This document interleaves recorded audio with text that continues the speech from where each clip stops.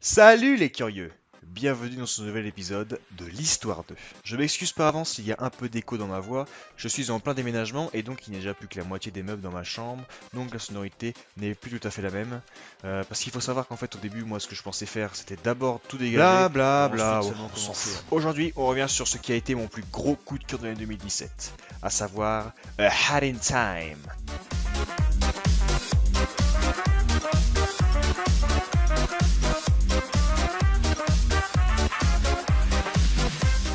A Hat in Time, ou pour les hispaniques, Un sombrero en el tiempo, est un jeu vidéo développé par Gears for Breakfast, sorti le 5 octobre 2017. Il s'agit d'un platformer 3D qui reprend les codes des vieux jeux du genre tels que Mario Sunshine ou Banjo-Kazooie, mais remis au goût du jour.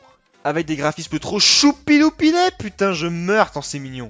Dans ce jeu, nous suivons les aventures de Hat Kid, littéralement l'enfant chapeau, une jeune fille voyageant dans l'espace à bord de son vaisseau. Alors qu'elle était en route pour rentrer sur sa planète natale, notre protagoniste fait la rencontre d'un membre de la mafia la plus kawaii de la galaxie. Ce mafieux étant venu récolter des taxes car notre héroïne survolait la planète mafia, et vous connaissez la mafia, dès que ça parle de fric, ça rigole plus. Notre protagoniste ayant refusé catégoriquement de payer quoi que ce soit, notre petit mafieux s'est vu dans l'obligation de saboter le vaisseau en ouvrant la fenêtre donnant directement sur le vide. Nos deux personnages se firent alors aspirer, et toutes les time pieces, des petits sabliers capables de faire remonter le temps, mais aussi le carburant du vaisseau, s'échappèrent et s'écrasèrent sur la planète Mafia. Ainsi commence la quête de notre protagoniste, la récolte de toutes les précieuses time pieces. Aussitôt atterri sur la terre ferme, Hat Kid fait la rencontre de Mustache Girl.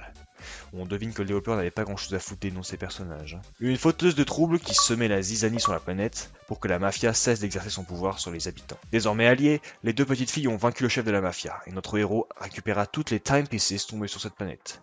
Mais son aventure ne venait seulement de commencer, alors qu'elle se fit un ennemi redoutable. Ce jeu vidéo a d'abord été développé par Jonas Karlöf, avec sa volonté de donner un second souffle au genre du platformer 3D.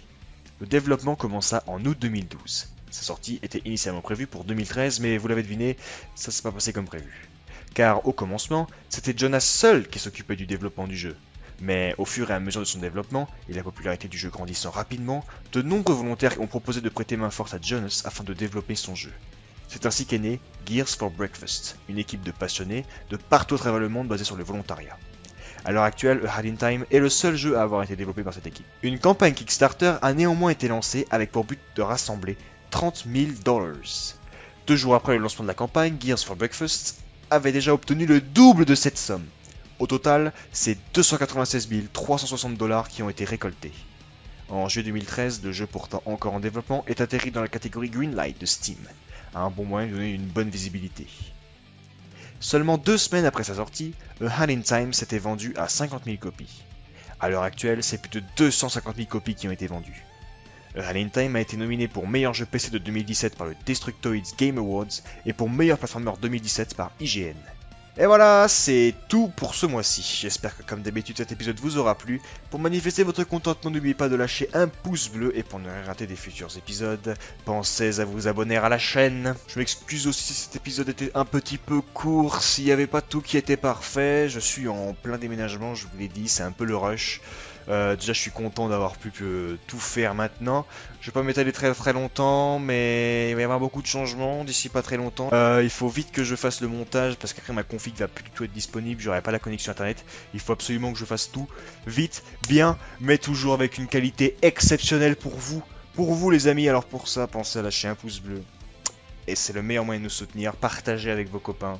Et on se dit à plus tard pour une nouvelle histoire.